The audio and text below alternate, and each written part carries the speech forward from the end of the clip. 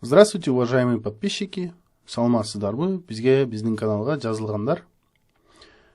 Я решил вам читать разные тексты, и в этом видео решил начать с моих любимых сказок.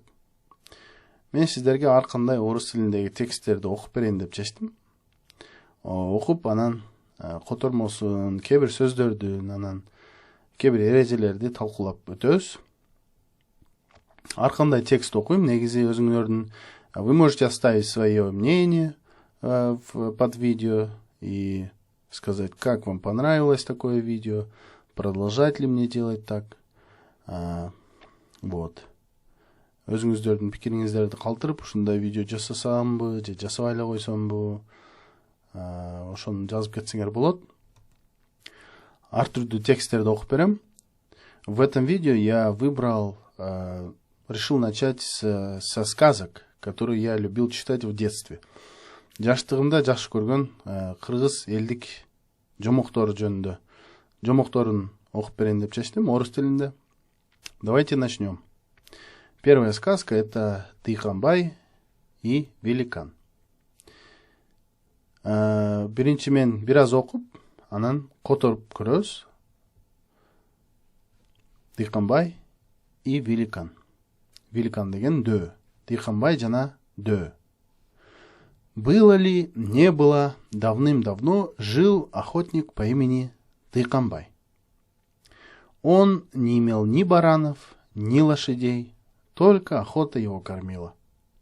Однажды Дыйканбай взял с собою своего соседа. Охотясь, они повстречались с великаном. Ушул жерге чейин которуп көрөлү. Было ли, не было, бул деген, бар бекен, жок бекен, бар экен, жок экен дегендей да. Бирок было ли, бар бекен, жок бекен. Давным-давно, илгери жил охотник по имени Дыйканбай. Дыйканбай аттуу, Дыйканбай ысымы менен бир аңчы жашаган экен. Жил жашаган экен. Өткөн чакта жил жашаган экен. Он не имел ни баранов, ни лошадей. Анын аты да, кою да жок экен. Имел бар болуу, бир нерсеге ээ болуу, иметь. Бар болуу, бир нерсеге ээ болуу, Он не имел ни баранов, ни лошадей, только охота его кормила. Только бир гана аңчылык анын тамагын камсыз кылчу. Бирок кормила деген, его кормила, аны бакчу деп которобуз, Кормить, багуу, корм, тамак. Малдарга берчү тамак да, корм. Бирок кормить, багуу, Однажды Дыйканбай взял с собой своего соседа. Однажды, бир жолу, Дыйканбай өзүнүн кошунасын алып басты. Өзүнө кошо алып жүрдү бир жака, Взял с собой своего соседа. Демек, аңчылыкка алып кетти. Охотясь, они повстречались с великаном.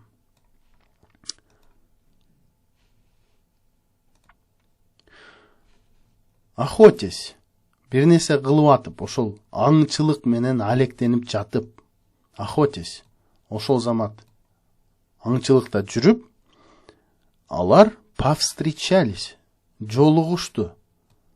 Встретили десе деле болмок, повстречались с великаном. Дөө менен, ким менен? Великаном. Ким менен? С великаном повстречались, жолугушту. Нос у него был величиной с наполненный бурдюк. Нос у него, анын мурду, был величиной. Анын мурдунун чоңдугу толо турган чаначтай экен. А ноги, буттар болсо, как два больших дерева. Как два больших дерева. Как? Эки чоң дарак сыяктуу. Два эки больших чоң дерева. Эки чоң дарак сыяктуу. увидел великан охотников и расхохотался до слез. Увидел великан охотников.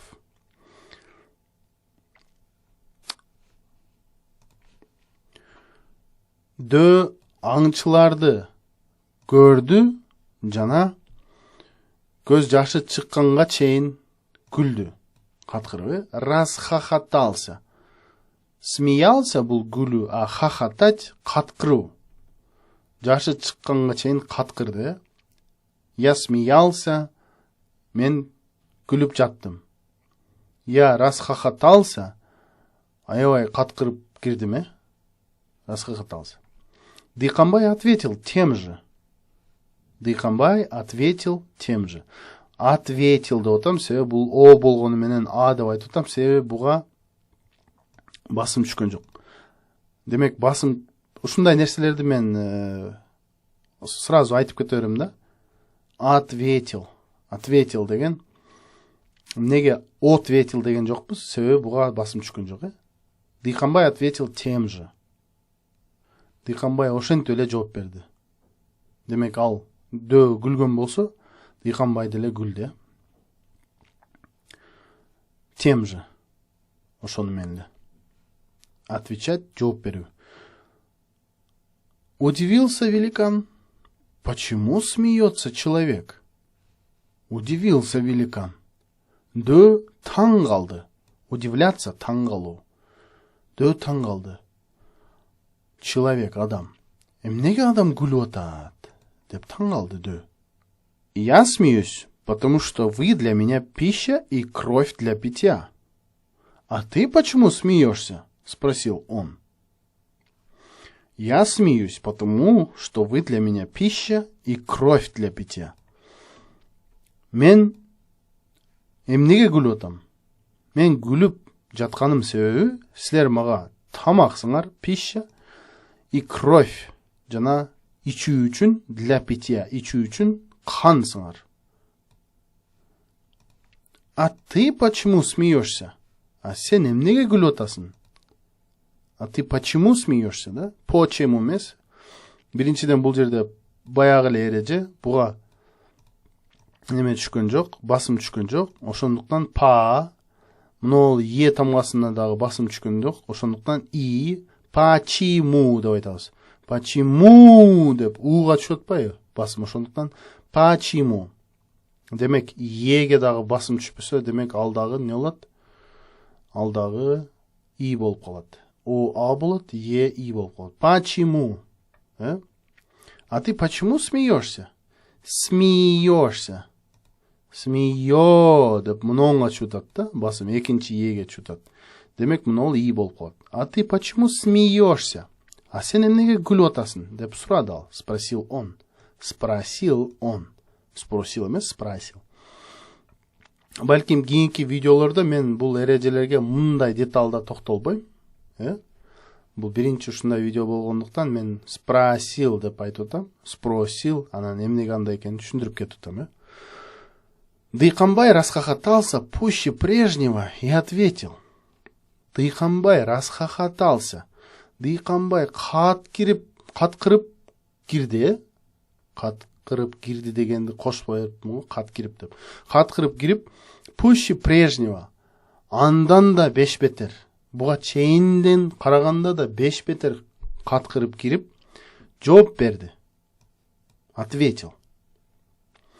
Моя жена во что бы то ни стало хочет полакомиться печенью великана. Менин аялым кандай болсо дагы дөөнүн боорунан татып көргүсү келет. Бөөнүн бөөнүн доорунан дөөнүн боорунан жеп көргүсү келет деп айтыптыр да. Жеп көргүсү келет деп. Вот я и нашел то, что искал. Мына издеп атканымды таппадымбы? Вот я и нашел. Мынаке мен таптым, нашел то, что искал. Издеп жатканымды. Искать, издеу. Хорошо. Хорошо, что я так скоро встретил тебя. жакшы эле болбоду сени ушундай бат жолуктурганыма? Хорошо, что я так скоро встретил тебя. Скоро, бат. Встретил, жолуктурдум тебя, сени. Тут Дыйканбай сделал движение, будто хотел схватить великана, и крикнул своему соседу: «Держи его! Сейчас мы вырежем у него печень!» Ушул заматта Дыйканбай бир мындай кыймыл кылды. Движение деген кыймыл жасады, сделал движение. Кыймыл жасады, будто хотел схватить великана. Великан дөөнү кармайын дегендей кыймыл кырып, анан өзүнүн кошунасына кыйкырды. Крикнул, кыйкырды и крикнул своему соседу, өзүнүн кошунасына: «Держи его, карманы! Сейчас мы вырежем у него печень. Азыр биз анын боорун кесип алабыз. Вырежем. Резать, кесүү. Вырезать, бир жерден кесип алуу. Демек ошол сразу бул жерде айтып кетейин. Приставка вы болуп атса, демек бир нерседен сыртка, выходить, сыртка чыгуу, вырезать, кесип алуу. То есть порезать, кесип коюу. Резать, кесүү, да? Вырезать, бир жерден кесип алып салуу дегендей, да? Сейчас мы вырежем у него печень. Азыр биз анын боорун кесип алабыз. Великан в испуге взмолился. Дөө коркконунан в испуге жалбарап кирди, жалынып кирди. «Пощадите меня, дорогие люди! Я единственный сын у родителей и дам все, что вы захотите». Пощадите деп окубай, все. Басым кайсы тамга, кайсы мүчөгө түшүп атат. Кайсы тыбышка түшүп атат, Пощади деп, мына ийге түшүп атат. Демек, о, а болуп окулат. Пощадите меня, меня эмес, меня. Пощадите меня, яга түшүп аткан үчүн мына ол и болуп калат. И болуп калат. Пощадите меня, дорогие люди. Дорогие ийге түшүп атат, демек мына олар а болуп калат. Олор а болуп калат, ийге түшүп атат, басым. Дорогие.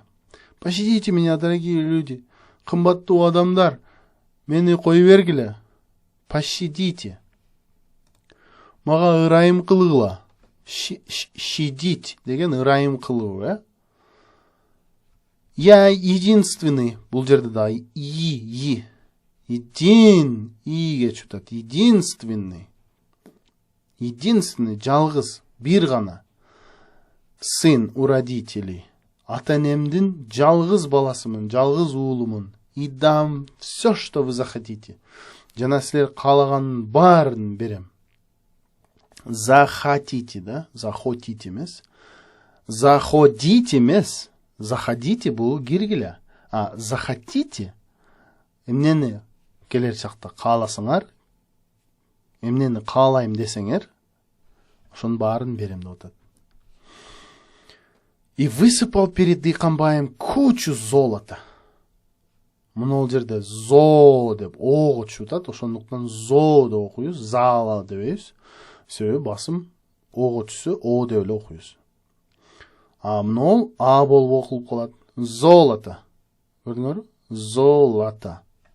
И высыпал перед Дыйканбаем кучу золота. Жана Дыйканбайдын астында кучу толтура алтынды төгүп салды. Высыпал, көрдүңөрбү? Төгүп салды. То есть сыртка сыпать бул төгүү, а высыпал төгүп салды, сыртка төгүп салды. Дыйканбай взял золото и строго сказал. Дыйканбай алтынды алды, взял. Брать. Алу, взял, алды. Алтынды алды, жана катуу айтты, строго, катуу.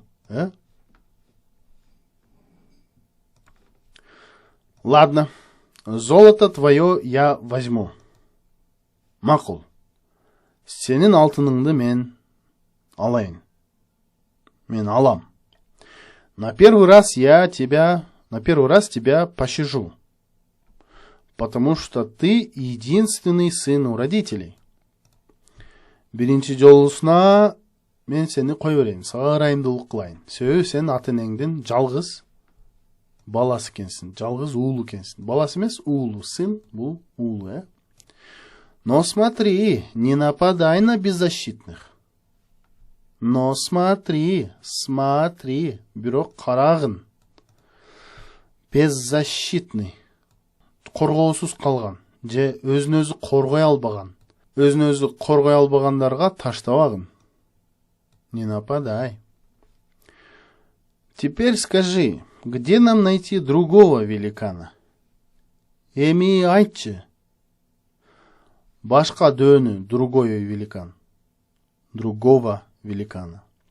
Ол жерде другого болуп атат, жазылышы ушундай жазылат, бирок айтылышы другого. О, чутат, басым. Где нам найти другого великана? Башка дөөнү кайдан тапсак болот биз? Кайдан таба алабыз? Дрожа от страха, великан ответил. Дрожа от страха. Коркунучтан, чочуганнан титиреп атып, коркконунан титиреп атып, дрожать титирөө. Ошол заматта титиреп жатып, великан, демек, жооп берди. Дальше по ущелью бродят 3 великана. Ол капчыгай менен кетсеңер, 3 жүрөт. Бродить ары бери жүрүү. Ошол жерде жүрүү. 3 жүрөт, капчыгай менен ары кетсеңер. Ну, если так, то мы возьмем печень у них, сказал Дыйканбай. И эми ошондой болсо, алардын боорун алайлы, деди Дыйканбай. Как только великан скрылся, охотники отправились по другой тропинке к себе домой. Как только бир нерсе кылгандан соң, сразу. Ошол замат. Бир нерсе болгондон кийин ошол замат. Уже көрүнбөй калган замат. Аңчылар башка жол менен, тропинка, жолок, башка жолок менен өздөрүнүн үйүнө жөнөштү. Отправились. Отправиться. Бу жака жөнөө. Отправить жөнөтүү. Булар өздөрү жөнөдү да. Бир нерсени жөнөткөн жок, өздөрү жөнөдү. Ошондуктан отправились. Шли они по берегу большой реки и вышли на полянку, где росли высокие тополя. По берегу большой реки. По берегу большой реки. Большой. По берег. Берег деп еге чутат. Демек мынау и болот. Берегу. Берегу. По берегу большой реки. Чоң дарыянын бойлоп, чоң дарыянын жээги менен алар басышты, жана бир майданга чыгышты. Вышли, чыгышты.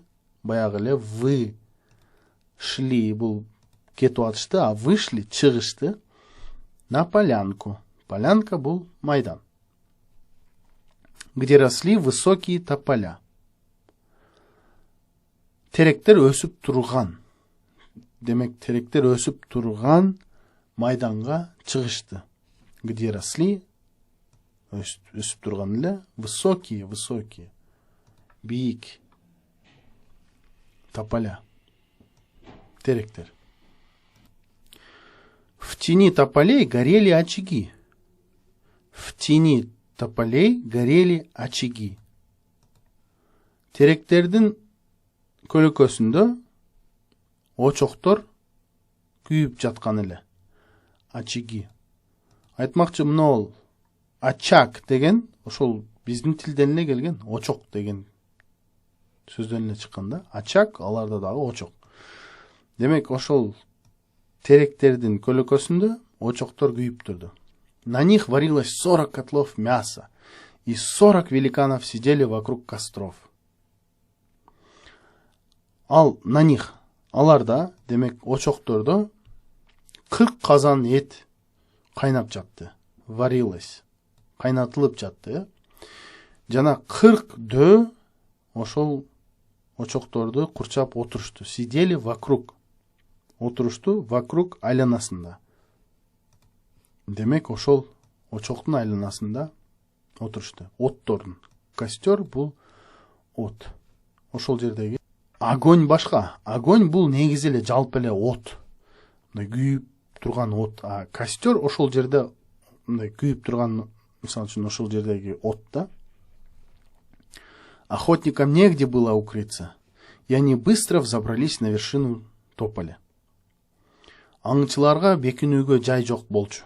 Негде, эч каерде было укрыться. Укрыться бекинип алуу. Бекингенге эч каерде жай жок болуп, алар теректин башына, вершина, эң чокусуна взобрались. Асылып чыгып алышты. Быстро. Бат асылып чыгып алышты.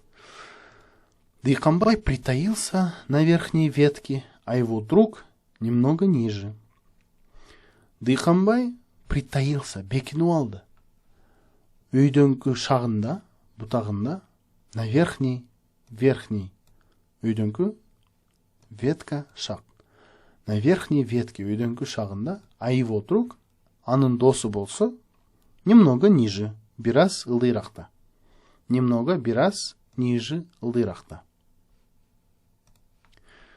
Среди великанов был и тот, у кого Дыйканбай забрал золото. Среди, арасында. Дөөлөрдүн арасында был и тот. Жанагы дагы болчу. Дыйканбай алтын алып алган. У кого Дыйканбай забрал. Алып алган. Это случилось в Ачарале, рассказывал он великанам. Бул Ачаралда болду, деп ал дөөлөргө айтып жаткан эле. Рассказывал он великанам. Дөөлөргө айтып жатты. Неожиданно я встретил 2 богатырей из человеческого рода. Неожиданно, күтүлбөгөн жерден я встретил, мен жолуктурдум 2 баатырды. 2 богатырей из человеческого рода. Адамдын уруусунан, адамзаттын уруусунан 2 баатырды жолуктурдум күтүлбөгөн жерден. Айтмакчы, богатырь деген сөз дагы ошол баатыр деген сөздөн чыккан. Они чуть не убили меня, хотели вырезать мою печень. Они чуть не убили меня.